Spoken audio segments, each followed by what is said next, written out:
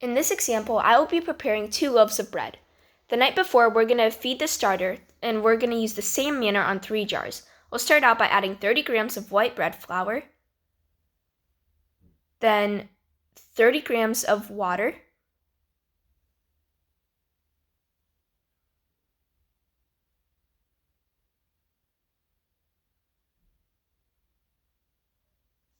and lastly, 1 tablespoon of starter.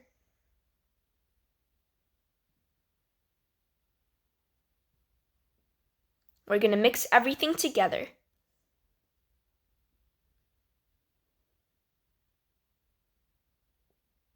Leave 2 jars on the countertop or in the microwave overnight. Place the 3rd jar into the fridge after letting it sit at room temperature on the countertop for 1 hour.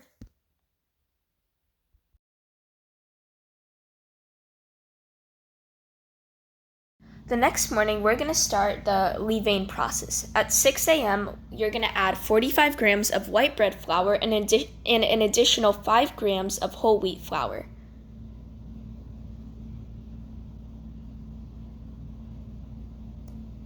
Next, you're going to add 50 grams of water, and then another 50 grams of fresh-fed starter from the contents of yesterday's jar.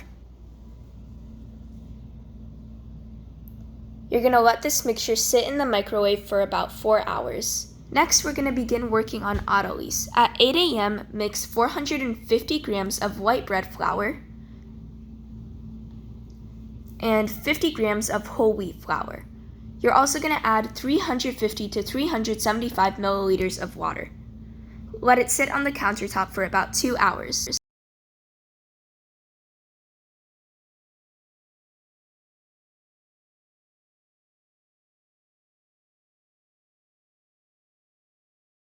At 10 a.m., mix together the contents of levain and otoliths. Let it rest for about 30 minutes.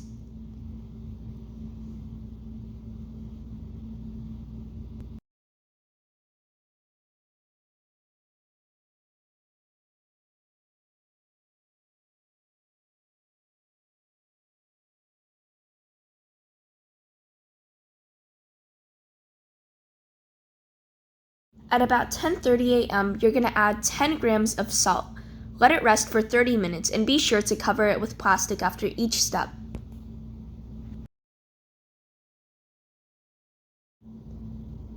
At around 11 a.m., you'll begin the folding process. Start by wetting your hands and the countertop with water so that the dough doesn't stick.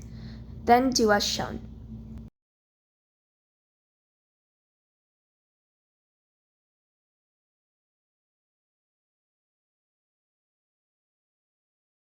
At 11:30, you'll begin the lamination process. It's pretty much the same thing as folding, except for you're going to stretch out the dough. Let it rest for 45 minutes once complete.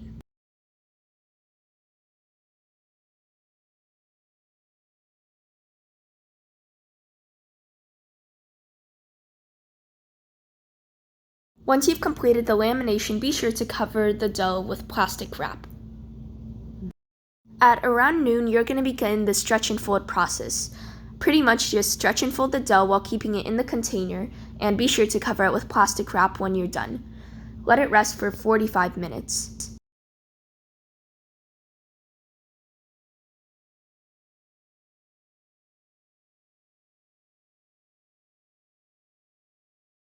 At 12:45, you'll do the stretch and fold process again. Be sure to wet your hands before handling the dough, and remember, put plastic wrap over it again.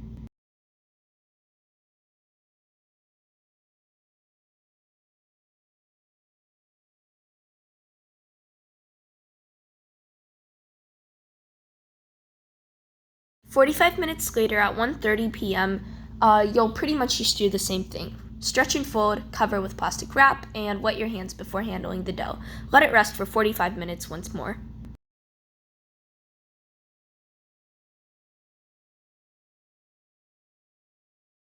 Now we'll begin the shaping process. Use all-purpose flour and rice flour as dusting powder.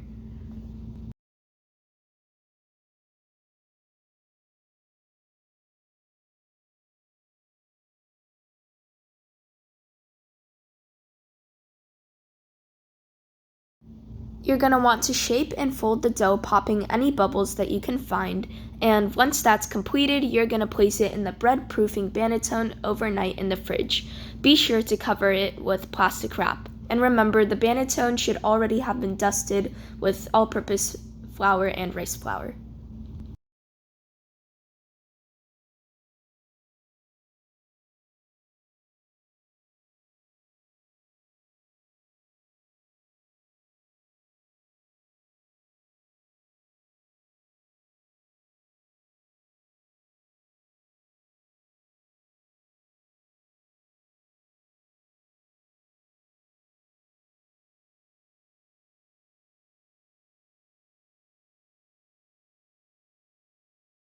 The next morning on baking day, you're going to preheat the oven to 500 degrees with the Dutch oven inside it. And you're going to take the Dutch oven out after preheated, and you're going to transfer the dough onto parchment paper, which you will then put into the Dutch oven. And you're going to score the bread.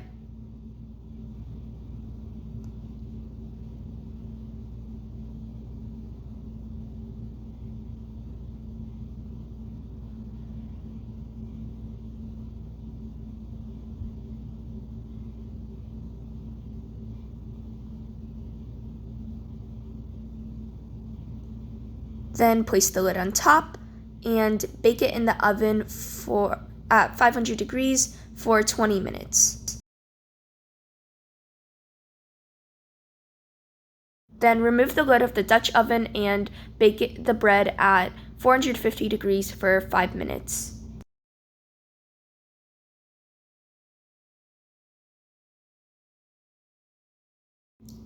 Then you're going to bake it at 425 degrees on the rack for 10 minutes.